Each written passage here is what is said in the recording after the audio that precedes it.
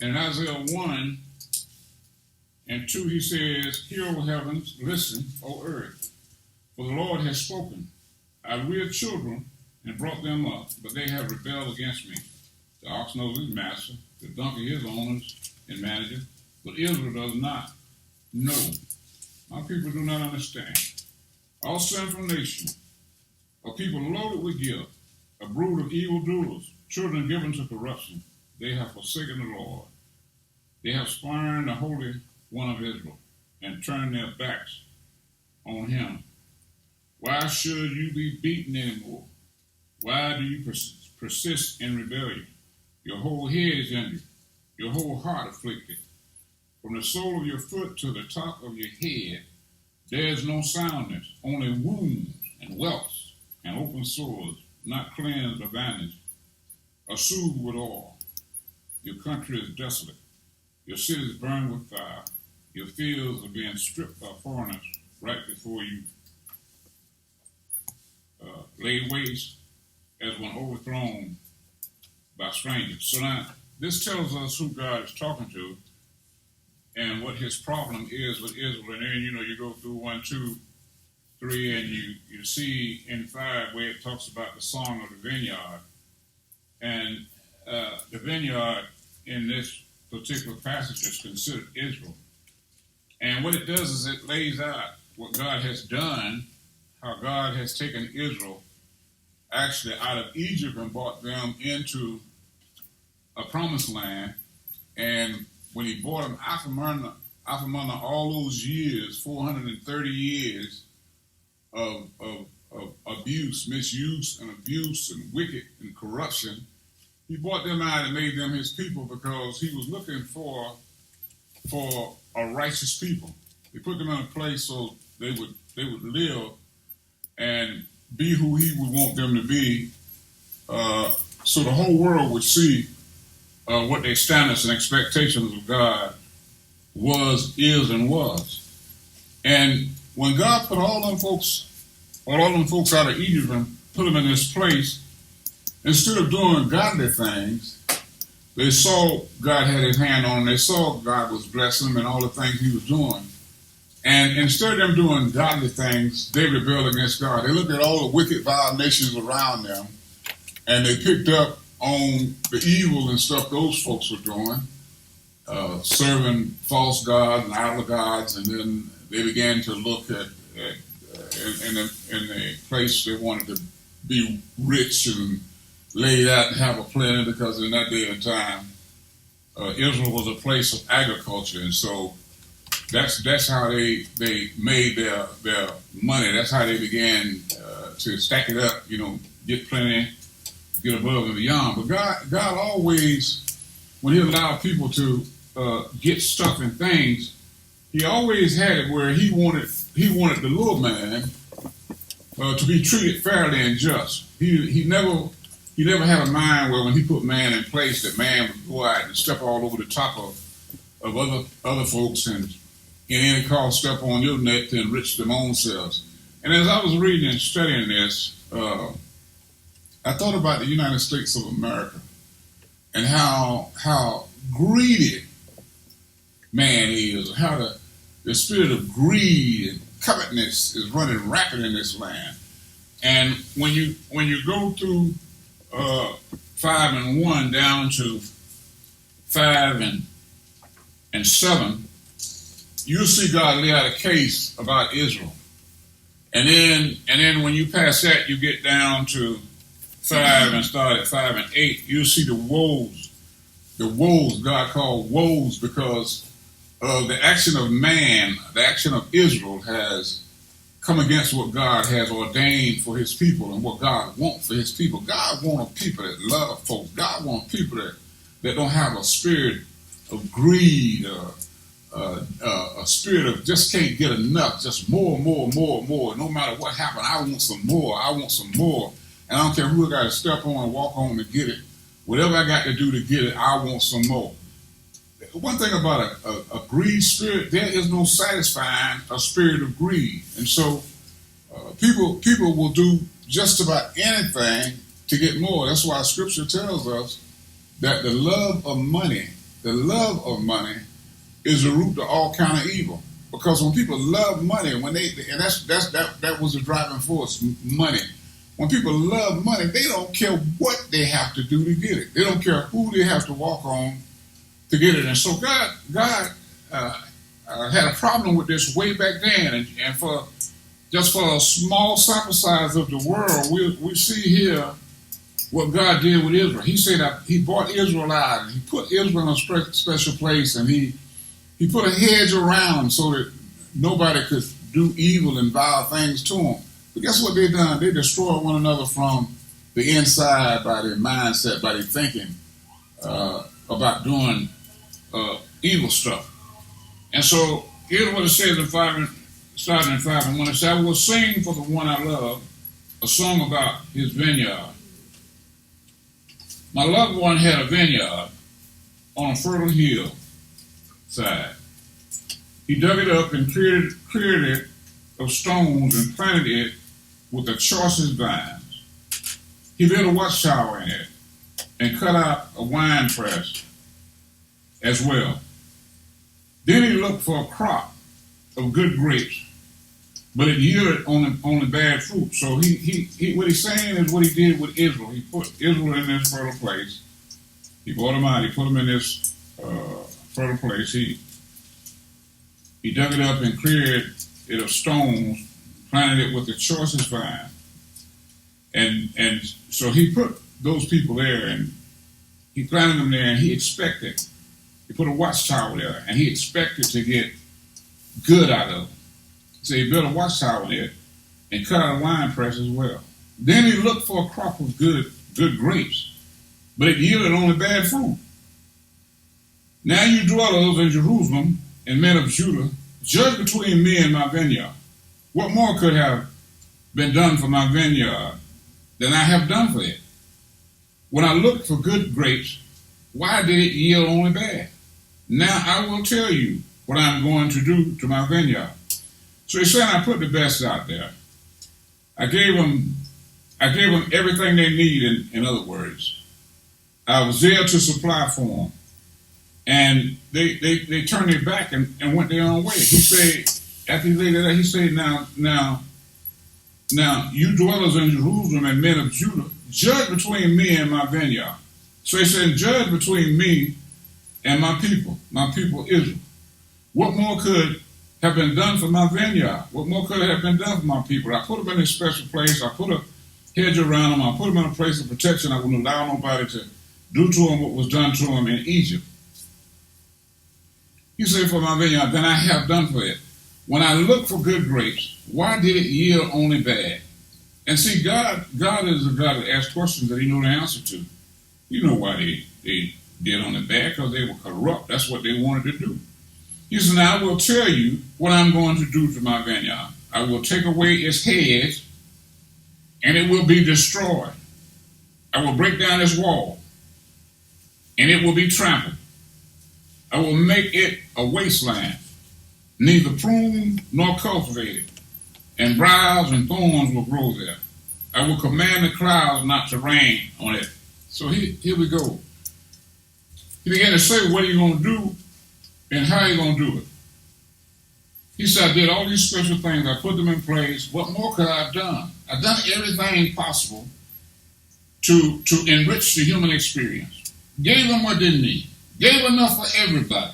They wouldn't have had to take care of nobody if they wouldn't have hoarded everything and took from others, he's saying. I set them in place. I set them up. What more could I have done for them? Ain't nothing else I could have done, in other words. So he said, one thing I'm going to do, he said, I will make it a wasteland, neither prune nor cultivated, and briars and thorns will grow there. You know what briars and thorns represent? Evil, vile, wickedness. That's what's going to grow there. That's all going to grow. He said, I will command the clouds not to rain on it. So that's going to decimate the land. And if you see pictures of Israel now, in certain places, you see it's just dry and dusty. You know, they got to work overtime to cultivate land and try to get stuff to grow. But it's the reason why it's set up like that. It said, the vineyard of the Lord Almighty is the house of Israel, and the men of Judah are the garden of his delight. That's what he's saying. And he looked for justice, but saw bloodshed. For righteousness, but heard cries of distress. So that's what God's saying he saw, and that ain't what he wanted. He put this out there for us to be able to see and know what he done. And that what else? He saved us. He delivered us from death's door. He put us in a place where he would protect us and take care of us. He told us that he won't put more on us than we can bear. He told us that let enough be enough. He told us that look to him and his standards of the way he do and the way he handle business and how he take care of things. He tells us what little a righteous man has is more than all the rich man has. He says so be humble and be okay with what you got. And if I think you need more, I'll give you more. But when they didn't heed that, then what they did was they caused God to bring them into judgment. And so what happens is, again, like I said, people can run for years. People can run for years. I think about that coach John Gruden in the NFL. He put out some vile, wicked stuff on his email, sending all kind of stuff about all kind of people, all class of people. He just sent it out and sent it out. He went between 7 and 10 years with all that stuff out there he had put out there. There ain't no doubt that he thought was in a safe place and wasn't going to be a problem. And they started investigating the Washington Redskins and the football team because they had a big corruption explode. They talk about how wicked it was in the operations and how it was just a terrible workplace. And they started investigating. And what they done was, through their investigation, they were looking at emails of the people of the team, which was team official emails they looked up. And they found Gruden's emails. The crazy part about it was when Gruden was sending emails, he was sending personal emails to team emails, which was organizational emails. So they weren't investigating his personal emails to catch him. They was investigating the organizational emails, and then he'll pop up, and they found all this vile, wicked stuff he had been sending to these other folks over time. And what he did was, when them folks found out what he done, it took them 3 days to destroy his career. Now, they had hired him out there in Oakland. They put him on a 10-year contract for $10 million a year. He had 4 years he had done on this contract. When them folks found out what they done, they run him out of town. They have no choice. They run him out the NFL. He'll never be able to work the NFL again because the NFL trying to say they're not racist, which they are. But they don't want it out there in the open like he put them out there. So what he did, he put them on blast. And so you get out here and you get to doing all this stuff. And again, he was doing stuff he knew he wasn't supposed to do. He was saying stuff he knew he wasn't supposed to say. But because he didn't get caught, he thought he was in a safe place. He kept on doing it. But it took a while for him to get caught. And when he got caught, it crushed him. And I'm saying that to say this. You got people running around here right today in the evil, wicked, vile stuff that they shouldn't be into. And because it's undercover and ain't nobody seen it, ain't nobody said nothing, they think it's okay. But it's just a matter of time before God exposes, because God said that whatever is done in the dark, he said it's going to be brought to light. So now how long you think that any individual going to run and be hid on the cover before God exposes it? God said he'll expose it. That's spoken the law. He don't have to come back and say, well, I think I'm going to expose him. Whenever God speaks, whatever he put into place, it's automatic that it's going to happen. Because he done spoke it, and it's law. That's just what God is. He's a sovereign God. He made this world. He made man. Everything here belonged to him. He told us in the word, and he'd give it to whoever he wanted. He'd do what he wanted to do because he's sovereign. He don't have to answer to nobody. But we got to answer to him. For our right and our wrongdoing, we got to answer to him. So you can run long. I got a buddy. I was in the military where he lived in up around Fort Campbell, Kentucky area up there. And me and him, we used to be in Swankford, Germany together. And from time to time, he'd come in the room and he'll fall over on the bed and he'll start laughing. He said, Townsend, he said, old folks used to tell me, run long, but die you must. And when he come in there and say that, that means he done got caught in whatever he was in, wherever he was doing that. But he said, the old folk told me, man, he said, they told me, run long, but die you must. It's just a matter of time how long we run. It's going to determine if we're going to win, God going to bust us. And so the scary part about the whole thing is you can operate in sin and you can get caught and God can bust you. That's a sin that leads you to the judgment. And then you got the sin out there that'll follow you to the judgment. So what happens is we get out and get to doing our own thing. Can't nobody tell us nothing. Because we think we got it all under control. We think we know it all. And find out after a while, all that stuff that we've been into, we've been exposed. It just come out overnight. And ain't no way out from under it. Ain't no way you can get away from it. It's out there. It's exposed. You was this pretty little dressed up Christian. And now you out there and you exposed. And ain't nothing you can take back. You out there and you exposed. Oh, Christian.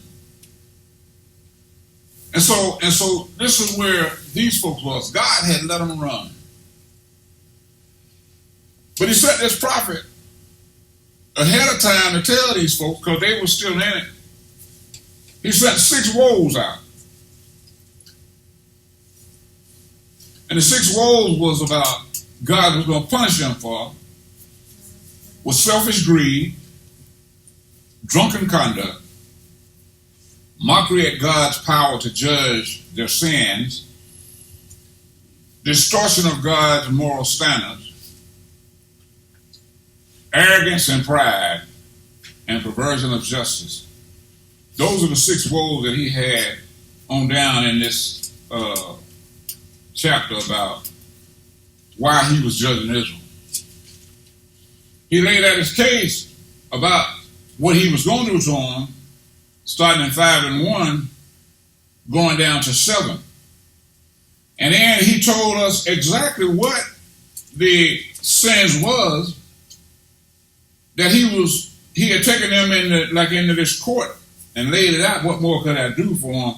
That's like to say, hey, he said now, after he told it, he planted them and all this stuff, and he looked for good fruit and got bad fruit. Now he's telling us what the bad fruit was. And it was 6 things he had in this particular place. And so in 5 and 8, he said, woe to you who add house to house and join field to field till no space is left. And you live alone in the land. The Lord Almighty has declared in my hearing, surely the great house will become desolate. The fine mansions left without occupants. A 10-acre vineyard will produce only a bath of wine, a homer of seed, only an ephod of grain. So now, this was all about selfish greed, because again, these folks was folks that was in the agricultural world. And it tells us, in here it says, when it came down about this selfish greed, and when he talked about these houses being backed up and how what they done was, instead of them being satisfied with the size fields they had and using their own property, because of the selfish greed, they wanted more and more land. So what they done was they took land from the little guys, like these folks today, they want your land, they call it eminent domain, and they take your land and they'll build them stuff. They say, well, eminent domain, we want your land, we're going to take your land because what you sitting on here, if we take your land, we can build more and make more tax money off of it. This just here in Jacksonville, and they probably do it all around the country. We could do more. We can make more off your land, of us taking your land, than we can with you keeping your land. And so they take and they take and they take. So what this whole thing was, they were taking folks' land so they could build, they could have bigger farms, and they could have more cattle and all the stuff they wanted to make more money. Because what they had wasn't enough. And God was saying, no. That's what he was talking about. When he was looking for righteousness, this is what he was finding. His own people, his people. That's what they were doing to the little man. The stuff that the world was doing, that's what they were doing to the little man. And it got on God's last good nerve. And this is why he was judging Judah. Now, he had bust Israel, the 10 tribes of Israel. He had bust them in the head and allowed them to be taken into captivity. Now, when he was dealing with Judah, they had a problem because he was going to allow the Assyrians and the Babylonians and one other group to come in there and do these clowns in for what they were doing. But the crazy part is, these guys thought that they were going to get away with this stuff. They had seen the history of God operating. They had seen what he had done to the folks in the wilderness. They saw he smoked them for what they were doing. And for some reason, they couldn't grasp it. They just thought it wasn't going to happen to them. And we got folks sitting up today think that they can get away with what God done to other folks he ain't going to do to them. Why? Does man have that kind of mindset? Well, when you have a depraved mind, that's what happened. And you can play outside God's will so long that your mind go in a place that you can't come back from. You've seen, you know what God have done to others. You know how God have delivered folks from bad folks and bad deals and all that stuff. But you continue to go on like you in the middle of that and God ain't going to get you. But peekaboo, because God coming to see you. And ain't no way around it. And this scripture tells us whom God bless, can't no man curse. And who God curse, can't no man bless. Ain't nobody can come along and get God's foot off your neck when God put his foot on your neck. That's just the bottom line. But again, it blows my mind that people sit around and think they're going to continue to sin and God ain't going to make them pay a price. And it's spelled out all through this book, how God operates and how he feels about sin. He tells about a 10-acre vineyard will produce only a vat. That's a small bucket of wine. Ephod is a small amount of grain. You done stole 10 acres of vineyard. You got a great big mansion backed up on it. You and your buddies, y'all got land blocked off that people can't even get to. Like them folks, if you go down A1A, you used to go down there and fish along the beach all up and down A1A. They bought up all the land on A1A and they got mansions backed up against mansion, and you can't get through it to get to the beach to fish. You got a few small places you can go and access the beach. But they went down there and that's how they got it blocked off. And what they were talking about, they've been talking about recently is these folks that got houses backed up on the beach, having their land, having them to be owners of land all the way down to the water. So that's to keep poor folks that ain't got them 100,000, 200,000 boats and all that trash from being able to get out there and go down the waterway and fish. But they're ruthless.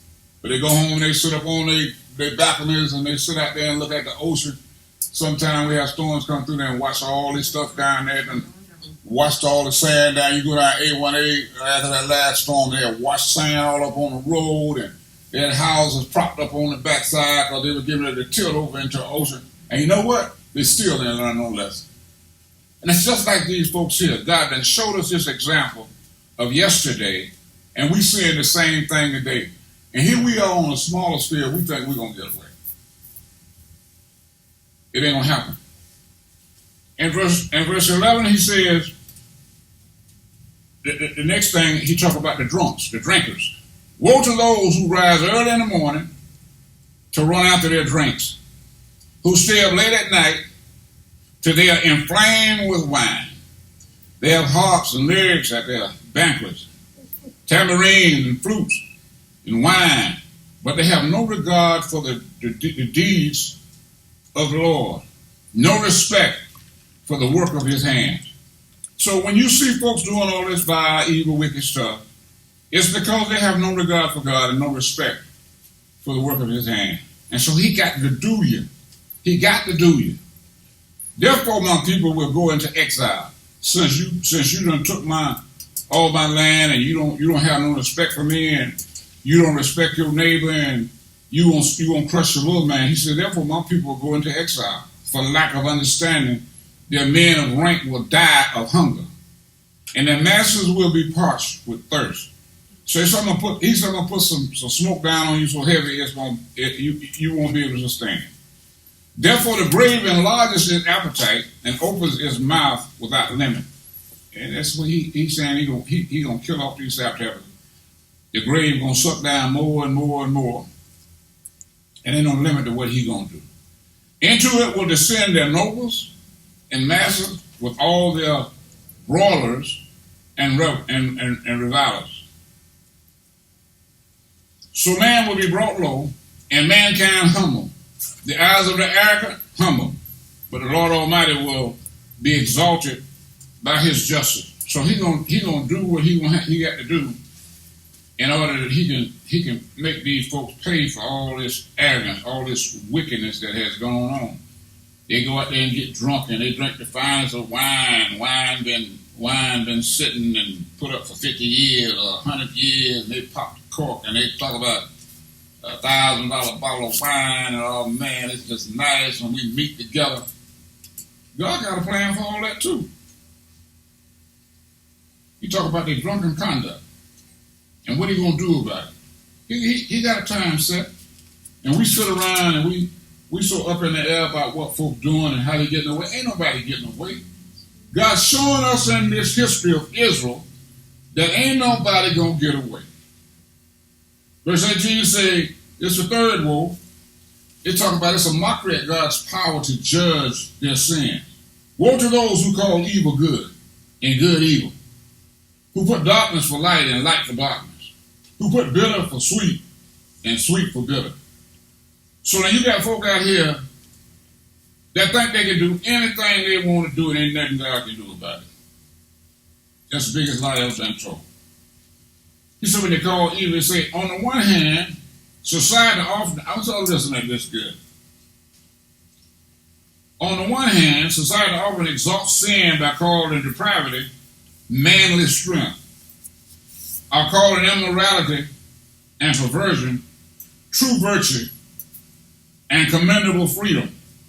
On the other hand, society opposes righteousness by calling it evil. It said, note these two common examples where this pattern occurs. One, sexual perversion, e.g. homosexuality and lesbianism, is called a legitimate alternative lifestyle that should be openly accepted, while opponents of such conduct who accept biblical standards of sexual morality are called bigots, who perpetuate oppressive prejudices. So if you're against homosexuality and lesbianism, they say you're a bigot. They say you're oppressive and prejudiced. You got a lot of folk in the church world trying to run this cause for homosexuality. See, here's the deal. It ain't about how we feel about it. It's about how God feels about it. It ain't about our standard and relaxing standard. It's about God's standard. If you call yourself a Christian, which is Christ-like, Christian, that's a lifestyle. If you call yourself a Christian and you don't have the same stance God has on these sins, because he said this is an abomination.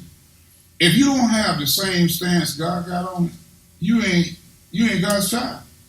You can't change God's standard. You speak what God say, and if anybody want to fight it, let them fight God. When you fight God, ain't no win.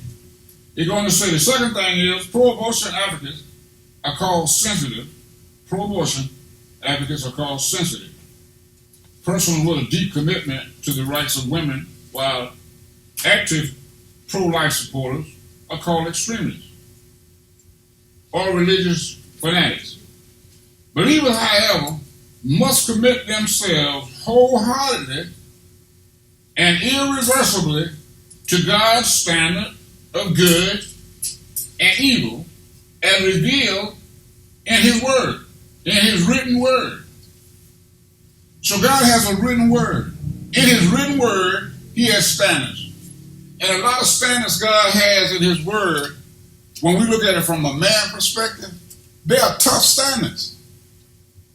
And so it leaves us with a choice. Do you want to do God, or you want to do your own thing? That's totally up to you.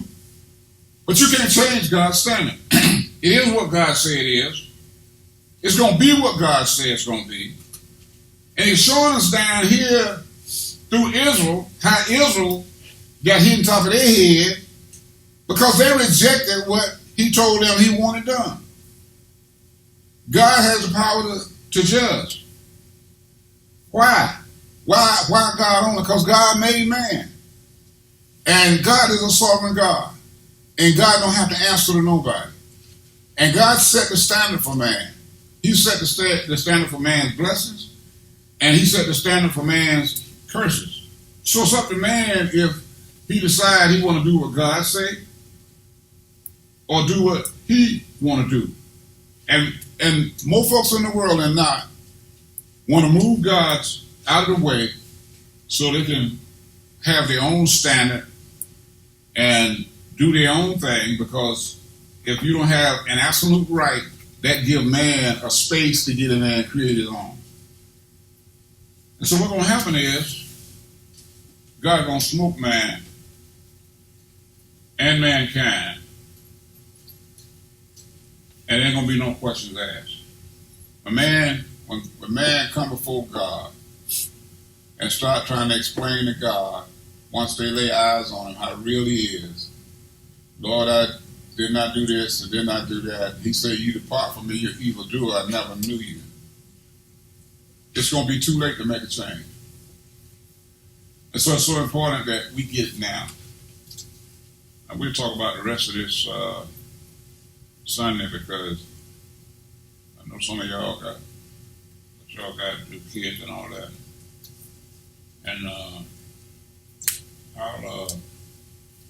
I'll be able to speak on a little longer than some of y'all in the morning. And so I won't keep y'all up, not considering that I'll be able to sleep in the morning.